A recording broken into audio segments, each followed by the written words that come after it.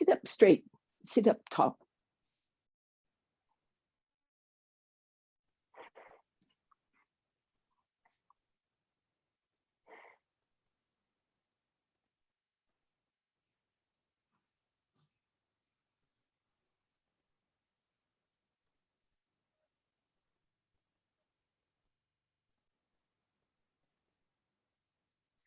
So join your palms.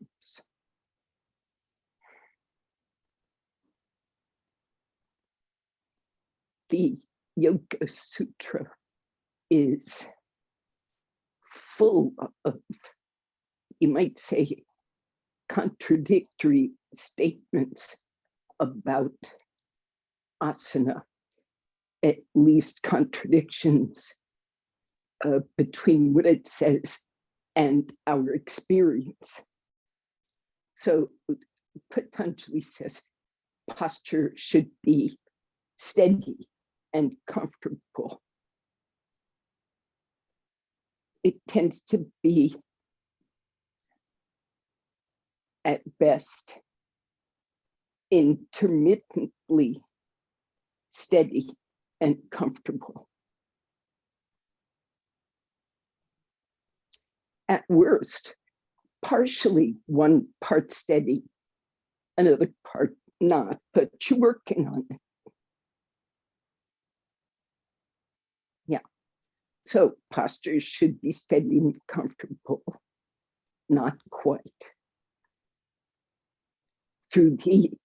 Now this one is built in through gradual release of effort, which some also translate as when the effort becomes effortless. So there's a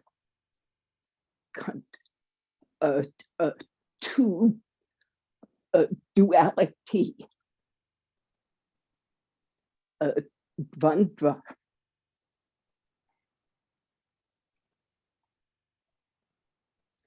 Through gradual release of effort, there's this state called ananta, which is reached. Now, ananta is kind of representative of a duality. Ananta is this cosmic force which is simultaneously dynamic, energetic, moving, creative, and at the same time, it is a support, a stable support for us, for existence. Another duality. Then, to cap it off, third sutra. From this, those other, actually, yeah, at least from those two sutras, from this, one becomes free, unassailable by the pairs of opposites.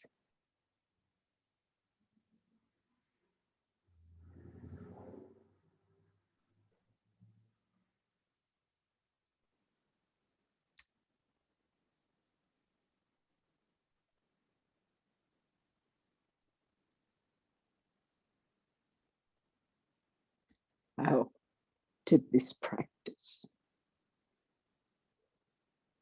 Release your hands, raise your head, open your eyes. Pairs of opposites. Stretch your legs.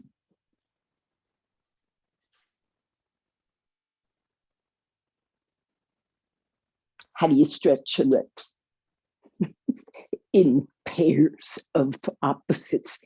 That's the answer chorus. In pairs of opposites. How do you stretch this leg? Okay, first opposition. Stretch your legs, get them straight on the floor. Then and put your buttocks on the floor so the leg is level, especially if you have trouble with the knees. And lean back so you're supported. Your spine is not the issue. This is just legs. Okay. We could even do it lying down, but I want you to look. So here's your shin. Here's the middle of the shin, middle of the calf. Spread that bone from its center toward the joints. Spread the long bones. It turns out any bone, but start with the obvious. Make this leg, this femur bone, lengthen toward its socket in both directions. Equally. So you work from the center of the muscle, center of the bone, and reach to its articulations with the next bone. That's the first direction. And it's by itself a duality, right? Okay, but it gets better. Now, from the joints, expand outward in all directions. So the bones lengthen from their center toward the joints when they sit in the socket correctly, Cheryl. When they get correctly in the socket, that is when the joint can expand evenly in all directions. That is when you can start breathing, right? And the actions are full of balances of opposing forces. And the joints and the bones sort of represent this process. Come out, lie flat, rest your legs for a second. Remove the cat toys from the practice space. Then you're going to take Urdhva Hastasana.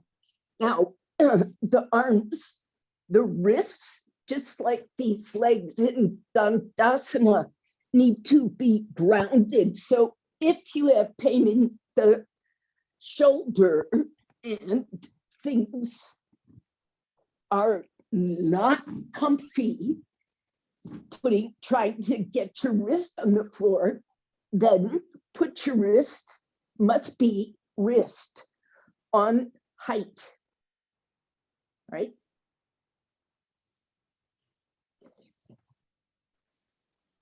Now, don't let your arms be at your sides for a second and organize the legs.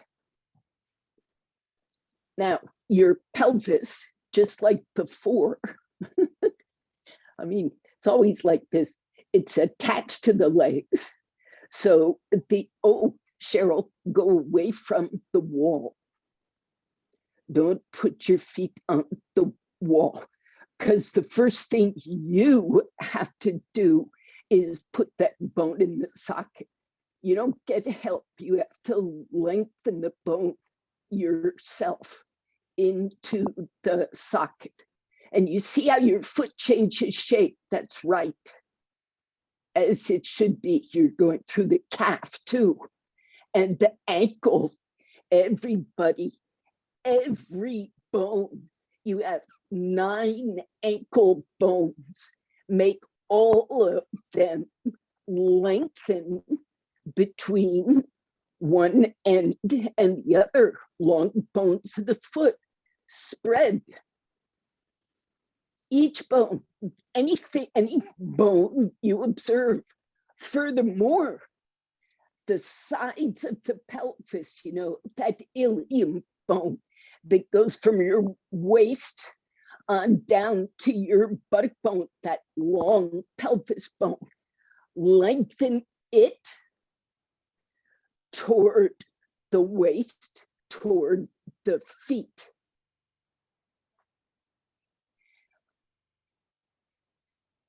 Let the sacroiliac joint also spread, right? There is no bone that is except EXCEP that is given an excuse. Okay. Now every joint spreads.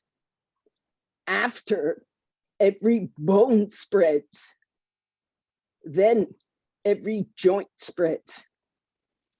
Take your arms overhead if you got that going, and if the breath has responded, put the wrists on support so that you can keep that arm straight. And you go to work the same way. Lengthen your forearms, lengthen from the center to the periphery, toward the elbow, evenly, toward the wrist, evenly. You have two bones in the forearm, so stretch evenly. All those wrist bones, all those hand bones, finger bones, and once the arm bone, you understand that lengthening of the upper arm bone anchors that bone in the socket. Once it's anchored, expand the joint in all directions.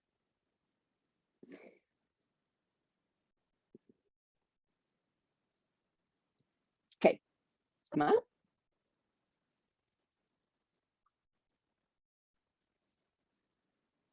Bend your knees, roll to the side. Come up sitting. What I want to do in theory, or as best we all can, I'm going to show you the whole thing, and then I'll show, sorry, getting a little thing here.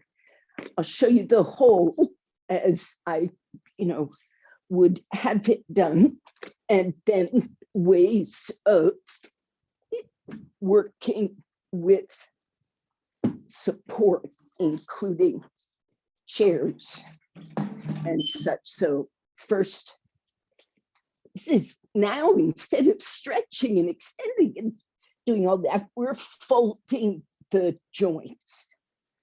Folding. So you sit in your comfortable way into Virasana as best you can do.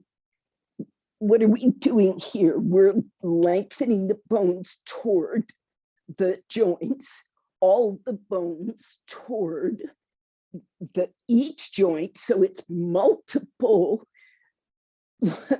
it's multiple dual directions, anchoring bones into articulations with the other. Okay, take this now. You're gonna strap. So you keep this hip joint. I'm not tightening it yet, but you would tighten it so when you come forward, you feel those joint surfaces differently. Now, watch this. Those who have trouble with this,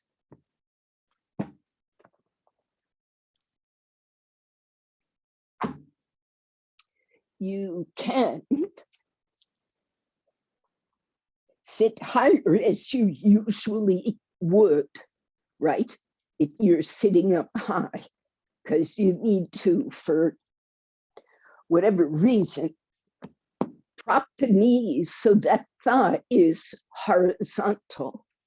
Then you can strap, but minimally, because your idea is you've got some trouble with the joints, so you're being experimental.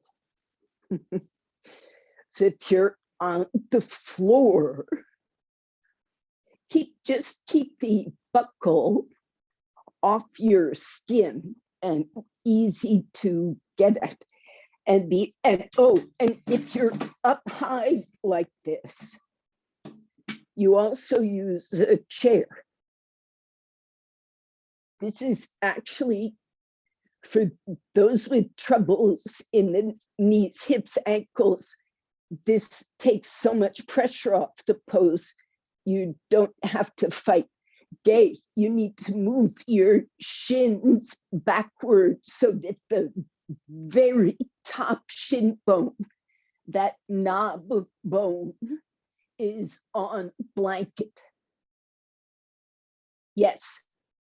So you don't have to have every last bit of the knee, but you got to have every last bit of the shin.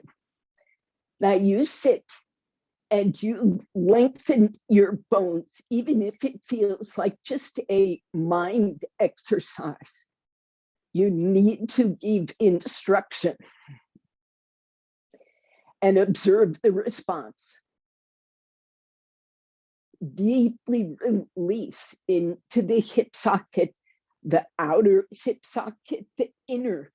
Some of you may literally need to widen your knees slightly to really seat that outer thigh, but be cautious and level, okay? When that joint word lengthening is accomplished, open the space in the joint that includes the knee joint as you go forward. So if the bones, so somebody needs a chair, if you are reaching, keep going, keep going. If your buttocks are being dragged up by the strap, you need to either get a chair so you can keep the buttocks grounded happily the whole time. That's best. Now watch the front pelvis, side pelvis lengthening. The pelvis bone itself has to lengthen toward the hip socket floor, toward the spine. Yeah, stay on the chair there, some of you. Karen as well. Yes. Bring the chair in if you like, so the head can rest, so those hips can genuinely rest, not just relying on the strap. Come up slowly. Once you found this, right? Come up slowly. Good, Cheryl. Hip okay. Straps off. Come on out.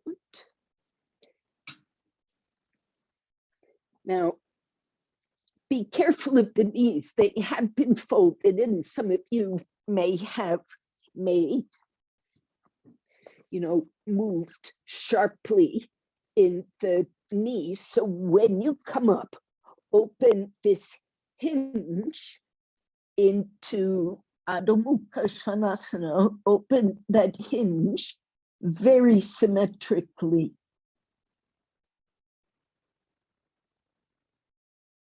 And when you take Adho Mukha Svanasana, Work with first the arm bones the way we have just done. Lengthen the bones from the center to the joint evenly. You can start at the fingers, so you can start at the forearms. I kind of like the forearms, but that's me. The ultimately everything. The ribs lengthen away from each other. The vertebra lengthen away from each other toward the one above, the one below. It's just full of dual directions. So in short, anchor yourself together so you can feel yourself, then expand the joints. Don't let go the muscle, but expand the joint. This includes the sacroiliac joint. Now, before you get tired, some of you may need to shift position, for which I apologize. You're going to raise one leg, Ekapada, Adho Mukha Svanasana. So some of you need to turn toward the wall instead of away from it, but you're in dog pose. You join your feet. Open those hip sockets, sacroiliac joints, and stretch one leg back as best you can feel in line with your arms. Might be a little up, a little down, but proximate. Now you have to do the bone stretch. Then do the joint expansion. This leg can come up higher once the joints open evenly. Stretch through pelvis bones, sacrum bones. Release, come out, Adho Mukha Svanasana. And if you need to rest more, please do. I see. Everybody rest just briefly, please. Everybody.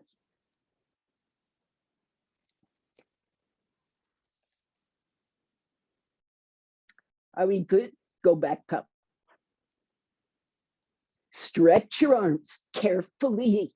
The more tired you are, the more careful you be. Now raise leg 2. Extend through those toes, not just the heel.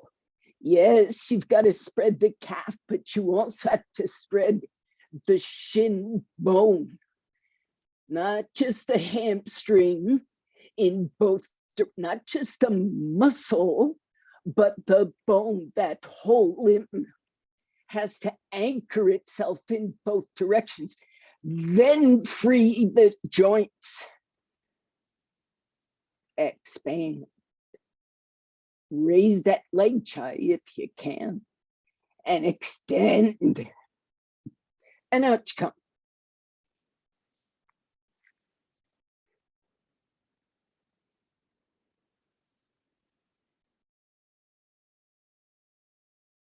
Or not. Come out, please. Thank you. I hope that's so. You know, sometimes people really do just want to stay in the pose because something is going well, or they've got an interesting track on the pose and it's working. And, you know, I get reluctant about saying, you know, come back to me when they're actually starting to do yoga. So I'm cautious about that. And if I say come back and you really don't want to, or you stay there, I'm likely to say something like, when you've got it, rejoin us. But the other part of me goes, did they hear?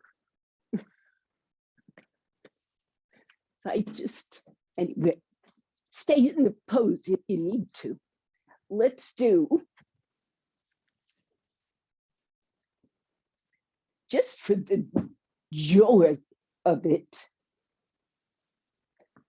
Ardha Chandrasana, and let's do it with whatever support you need.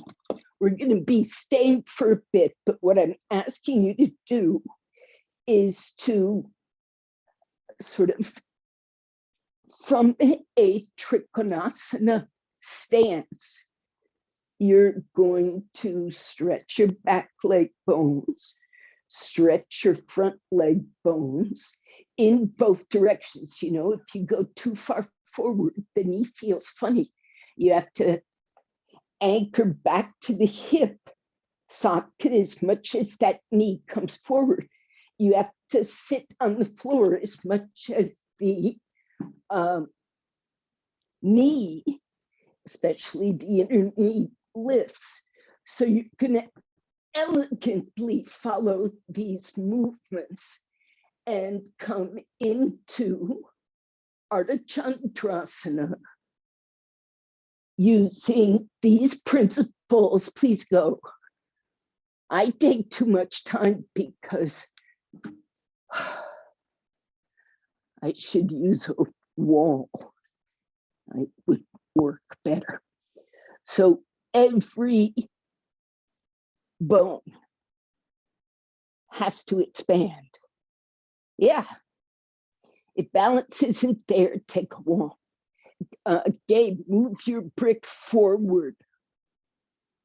Good. And expand that. Yes. The shoulder joints expand. When in doubt, focus on one pair of joints.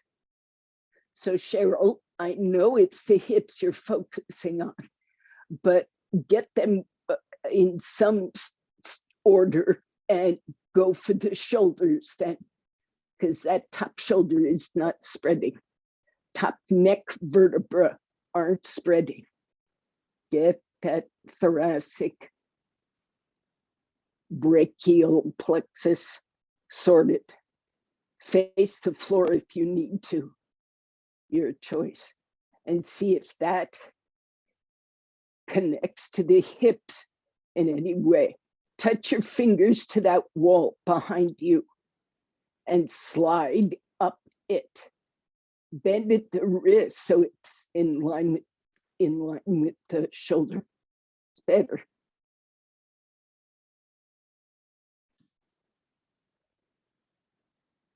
All right, please observe the rules as you come out. So you bend that right knee without shortening it. You lengthen the left leg down to the floor and back to the hip socket. Trikonasana is perfectly acceptable here. It's the nice, complete pose. Now you come up preserving space. The shoulders were better in this Trikonasana than Ardha Chandrasana, Cheryl.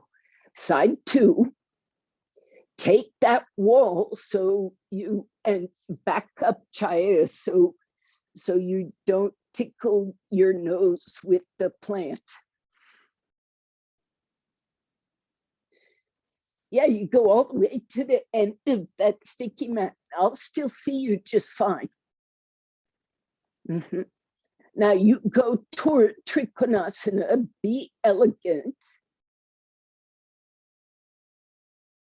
and step into the pose in such a way where you can observe the lengthening of those bones.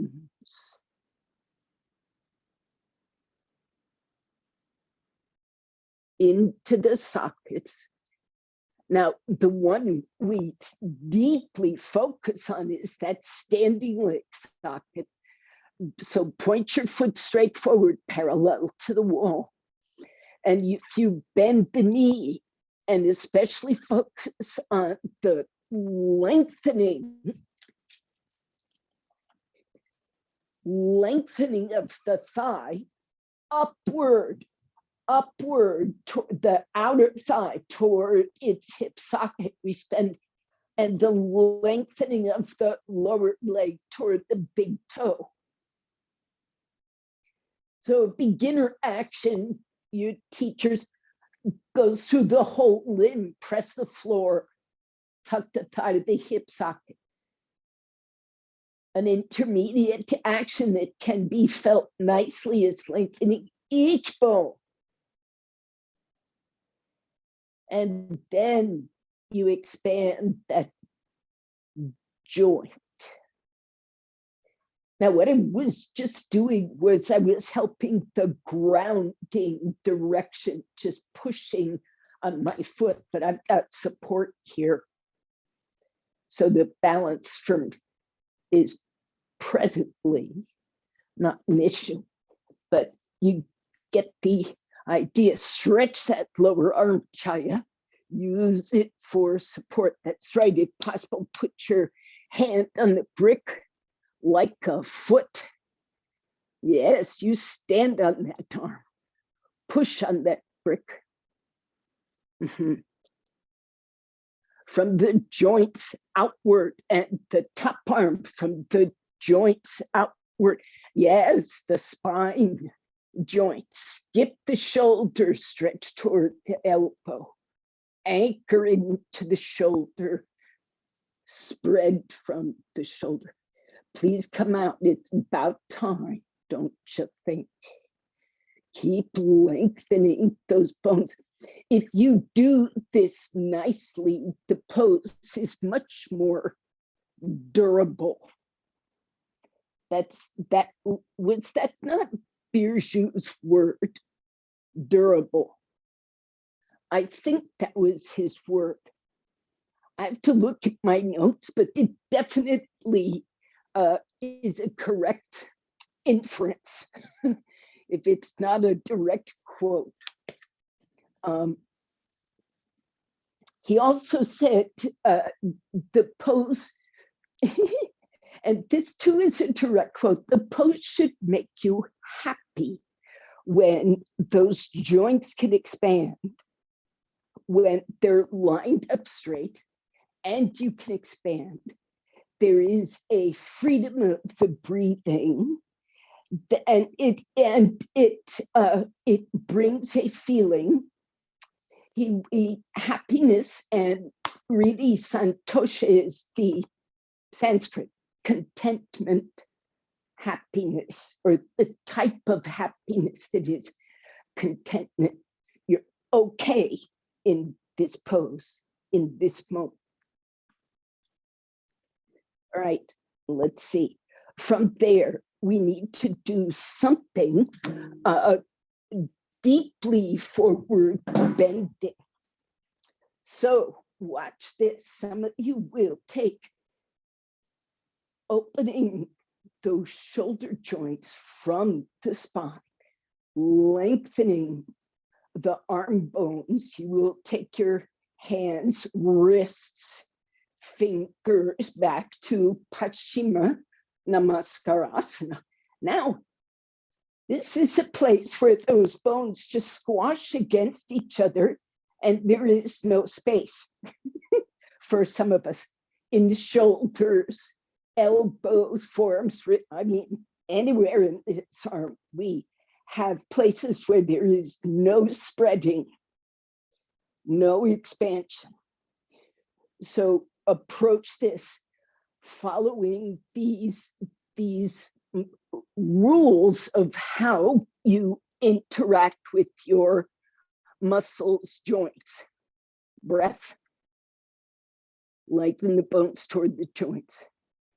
After seating the bone correctly in the socket, expand the joint evenly. Now, separate feet. Those who have too much trouble with this shoulder position, you just take your hands either to your hips, if that's bad for, because wrist problems, you work this way. This is fine. Separate, this is truly fine. Turn to, watch those joints. Turn to the right.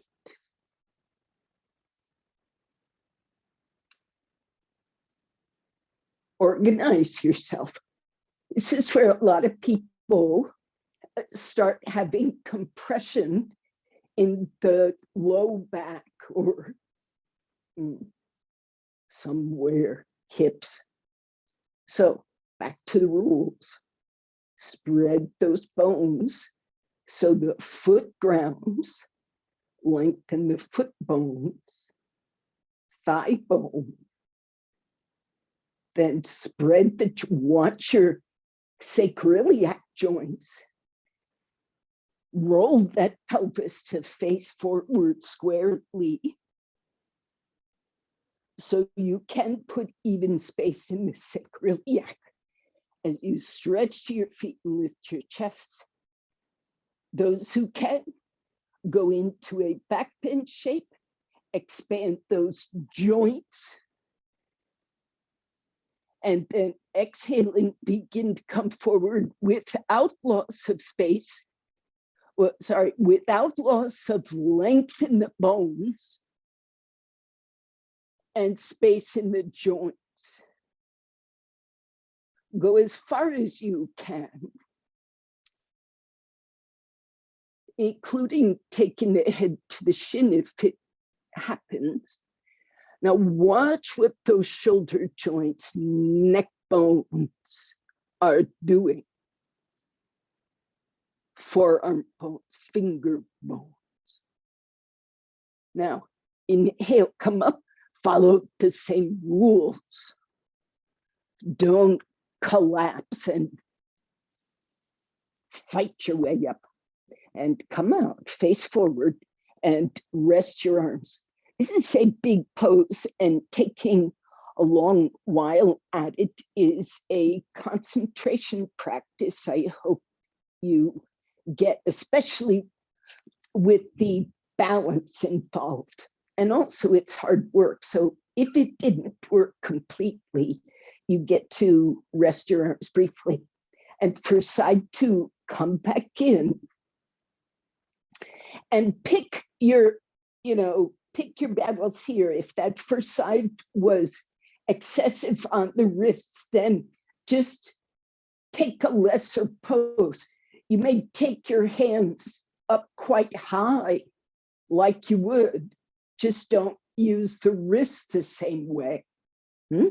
There's lots of ways of getting very, very close to the right pose. Separate the feet and make sure your left side is open to you. It's much better, Karen, to separate the feet laterally and then turn.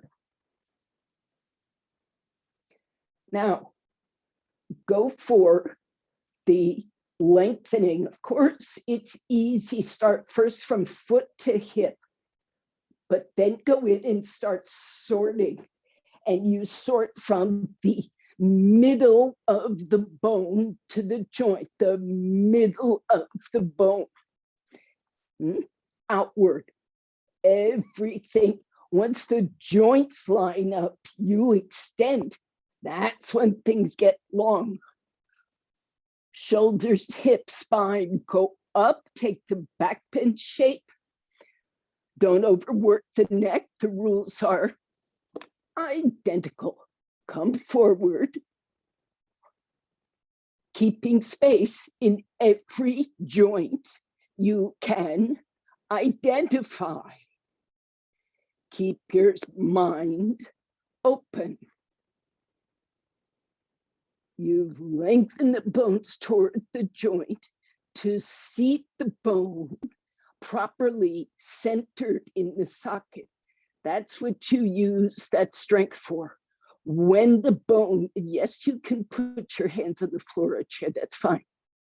It's stay in the pose though a bit, okay? And keep working those legs. Once you get that bone seated correctly in the socket, the joint can expand inward, outward, left, right, front, back, all dimensions. Come up carefully. Keep the expansion. And then turn your feet parallel. Release the arms and come out. All right. Now, just take a rest. You come forward and you bring your head down. The only thing you're required to do is these basics. Keep that foot all the way down and long, long, long on the floor. Shins long, thighs long in both directions. And when that thigh and shin can really lengthen toward the sockets, just by itself, that tends to help release that hip and give you a deeper forward bend. Like the space comes without you supercharging it, it just comes. Keep the foot equally grounded. Inner knee, outer knee, right? Inner calf, outer calf, equally spreading so that inner knee gets met by the shin, outer knee.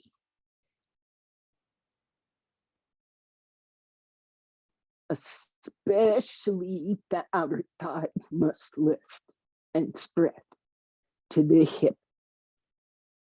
So you create evenness according to your tendencies.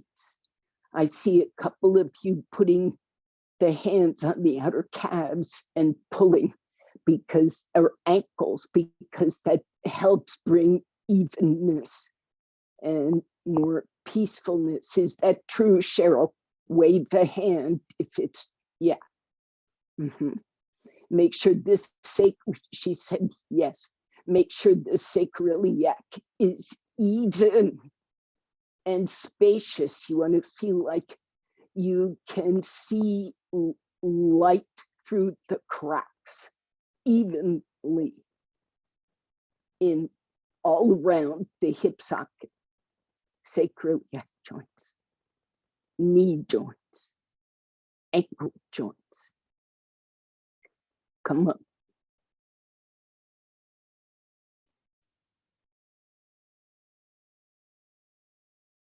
Yes, you keep that space as you come up. Okay, I hope that went well. Now, you're gonna, this is clearly all about forward bends, but you get to do a headstand here, and then we're gonna sit on the floor and get all knotted up and see how it goes. So if you do not do headstand without support, then go get that support. If you don't do it at all, you will do the preparation. For everybody, the rules are, as I should by now be able to get you to recite them. Pop quiz. Okay. Lengthen the forearms, lengthen the upper arm bones. And you have to do it in such a way that you feel that bone move in the socket to a good place in the socket. And you know it's good because once that bone is in the socket, and by the way, that shoulder blade has to lengthen, the side ribs have to lengthen, everything contributing to that shoulder joint has to lengthen toward it. And from that movement toward it, from the stability of that joint, now you can expand the center, pressing your forearms on the floor.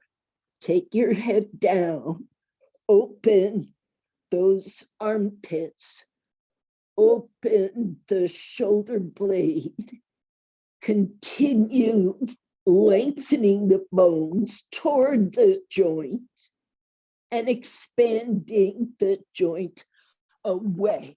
Walk in. Now, those who are doing headstand, the same extension is true of every bone in the neck.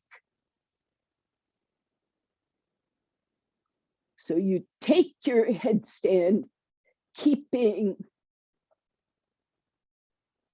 for those preparing, the head may not land on the floor, but you must lengthen the neck bones. There is no exception.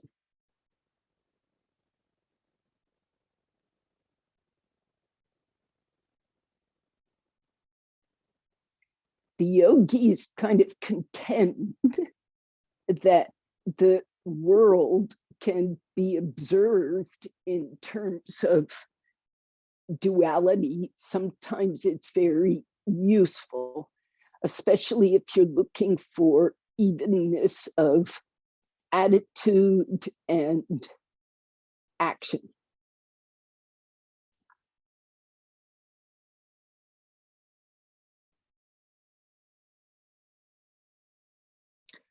So I can only observe outwardly your experience in this pose.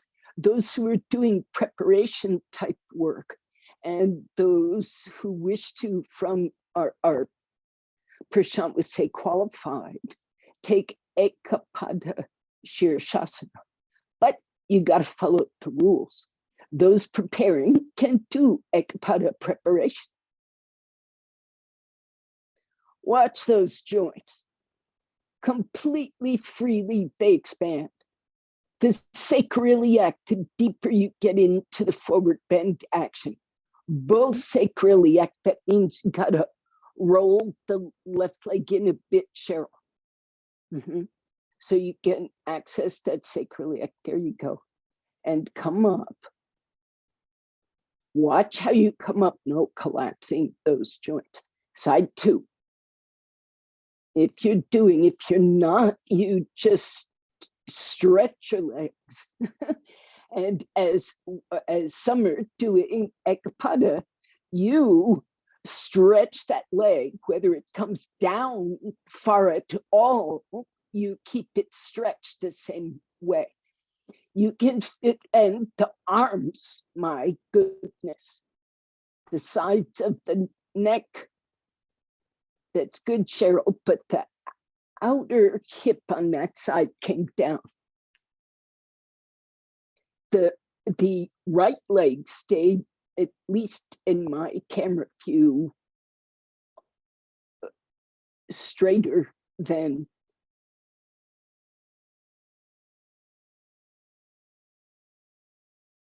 yeah. Oh, yep, steer it back in, but don't bend your foot. Lengthen that inner shin.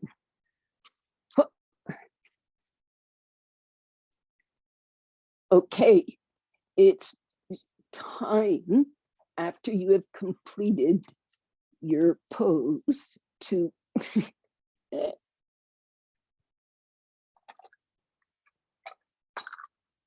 this cat. Please come out.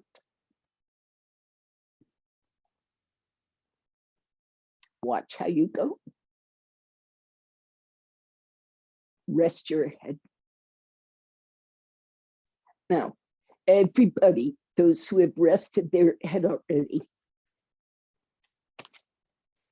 you come into a formal Uttanasana from the connection and expansion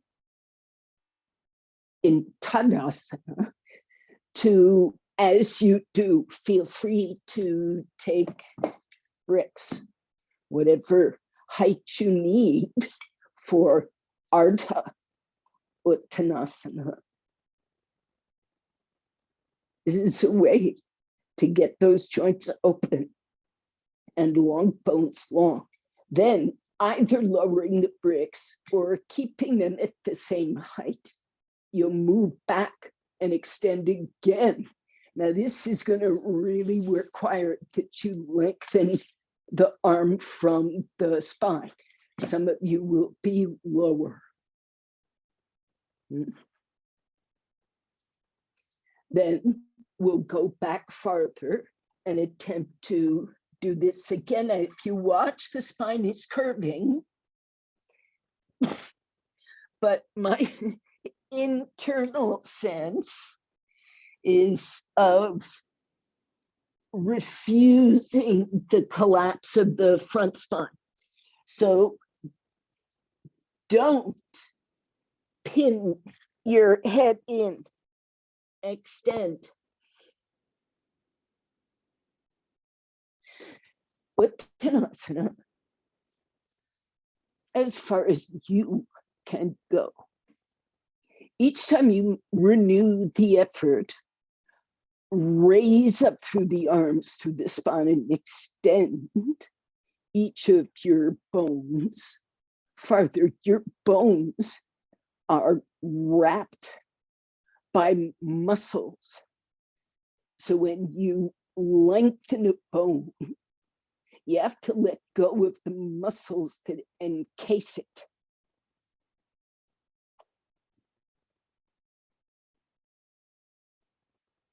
And from that freedom, you can move in all directions. Go down. If it is safe to go down, go down. Lower the bricks, hands beside your feet. Reaching from the spine to the palms. So even if you're in the full pose and the hands are behind you and the elbows are bent, you still have long arms, headstand shoulders. There is no pull in the abdomen to get the head toward the shins. There is only extension. All right. Release then, quietly.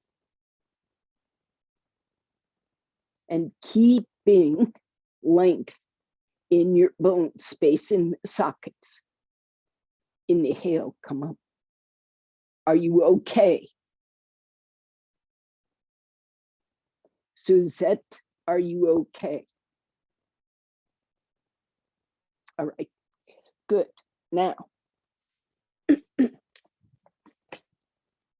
we're going to fold up a little bit. So you might need some blankets.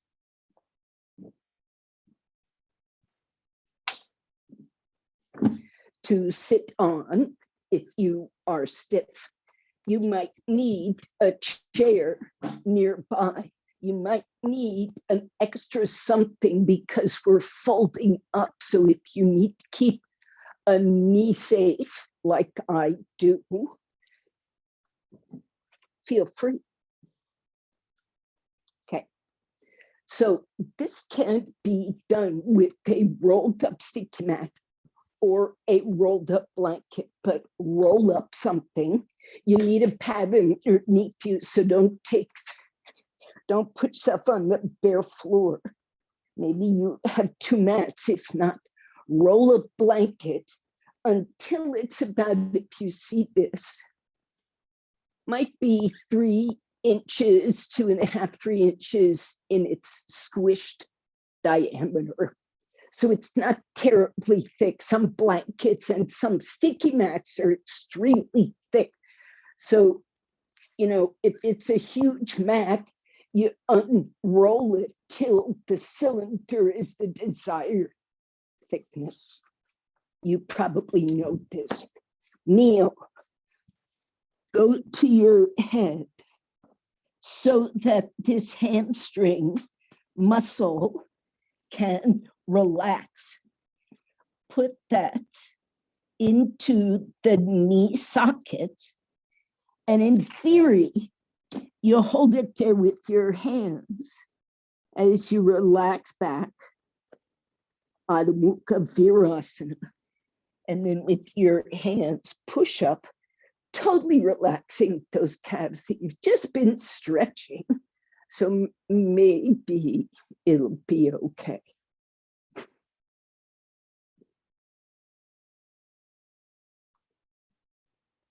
So it's really okay when your buttocks touch your heels. It's really okay when they start resting, meaning those muscles relax so deeply underneath this roll that the bone, the muscle actually does lengthen.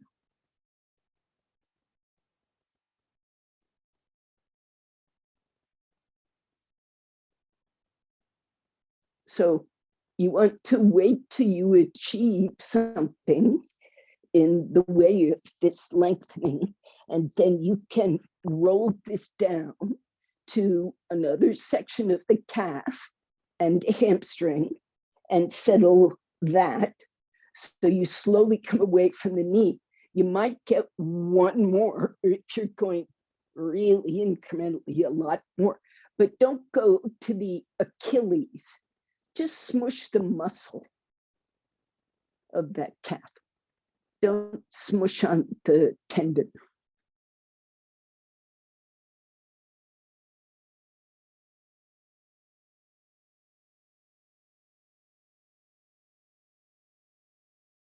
Okay, are you comfy?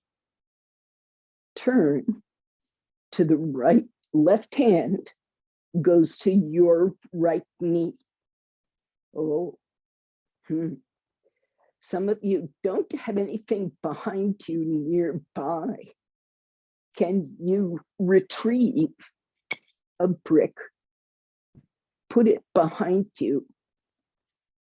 Now, I told myself to put a chair nearby.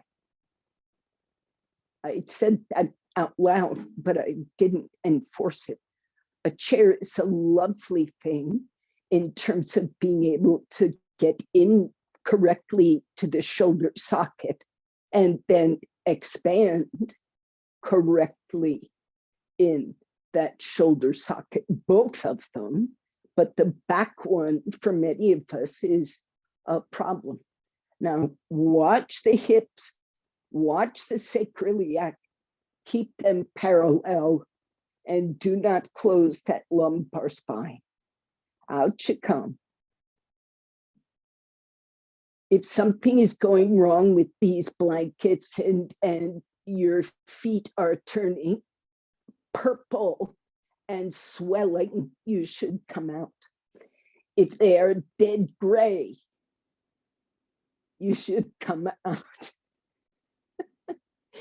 But if there is simply pressure and maybe your feet look like there's some extra circulation, then keep going. Change sides.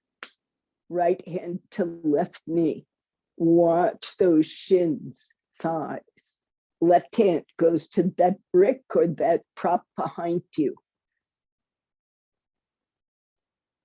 So you anchor in with those bones to, you expand the bones, you anchor into the shoulder sockets that way by lengthening those bones. This is that inward action when all of these bones are linking in to each other, then you expand. That expansion is what lets you revolve.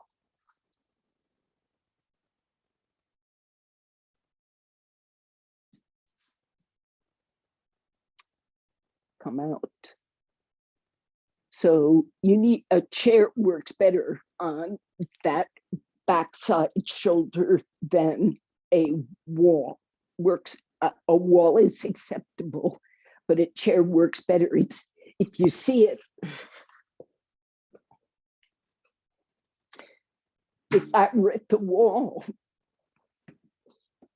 to turn more, I have to bend my elbow. This is fine if it all is working well, but I have more flexibility with the chair to expand much more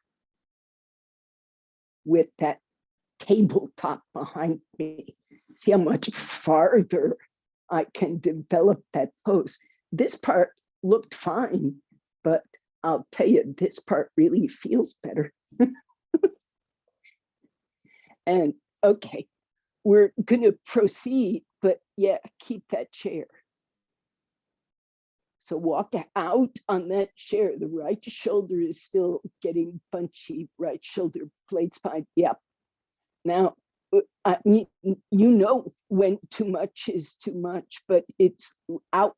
Yeah, I see that. That's an improvement. The right ribs came away from the armpit there.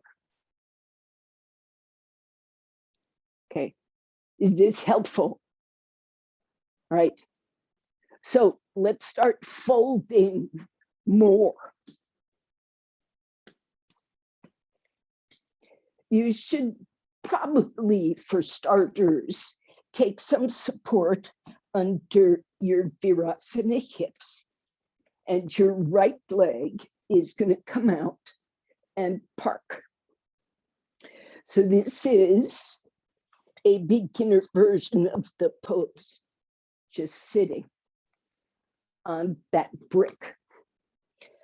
A more intermediate pose involves a better setting of the knee joint, and you sit on your own foot.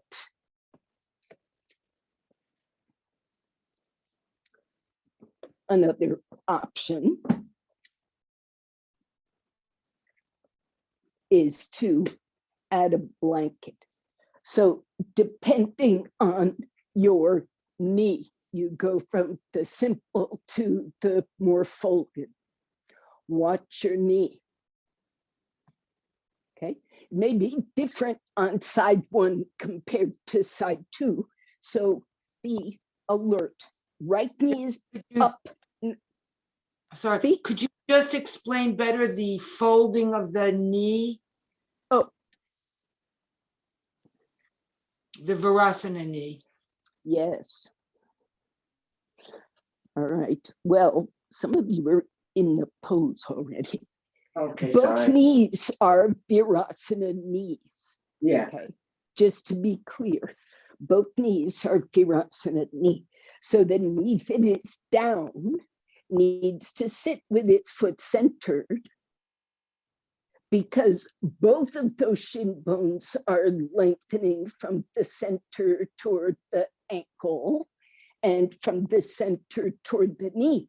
So when I pull my toes back, that's me lengthening the bone. And when I pull my knee, I'm lengthening the bone. So that's longitudinal. You want to get more precise, you need to tuck that shin bone in. Do you see it? The knee is lined up like this right now. And when I tuck my shin bone in, the knee joint sits more squarely on the floor. So it's the shin bone, not the whole calf, that you're tucking in. It's just the shin bone that you bring in. Okay, thank you.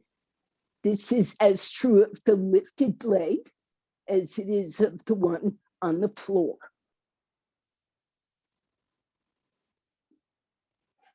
Now, lengthen your trunk up with all the rules being observed. This thigh bone up in the air has to lengthen toward its hip, toward its knee. So your hand holding on, I'm going to change sides. So this hand holding on, and by the way, you've got something behind you, I hope, is helping lengthen this bone as you seat it the other way. So spread that bone, Spread the pelvis bone, spread the spine bones, spread the rib bones. And as that bone adjustment comes, space in the joints comes. Okay, now release for a second and cross this foot to the outer knee. To do this, watch. You have to make an even action. This side comes in slightly and this foot crosses over. Stick the foot out in front of the knee, knee behind, foot in front. Bit of distance, few inches. It's an advanced pose to tuck way back here. Then same thing, open up the bones and then expand the joints, all directions. And you begin turning with a brick, with a chair. Once the joint is seated, the bones expand in all, the joints expand in all directions. So it seems like crossover if you're really turning. Crossover to the armpit if you're really turning. Catch your big toe if you're really turning, and pull, lengthen your shin bone. I need my brick. Lengthen that shin bone, ankle bone, foot bone. Turn. When in doubt with a joint, move your bones to a better seat. Come out. Yes.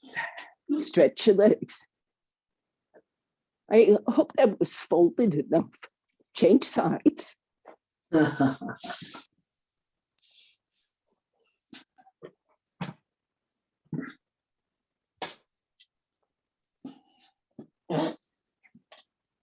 So now it's the left knee is in true Virasana, the right knee we say is in Marichyasana. But the rules of folding are like Virasana.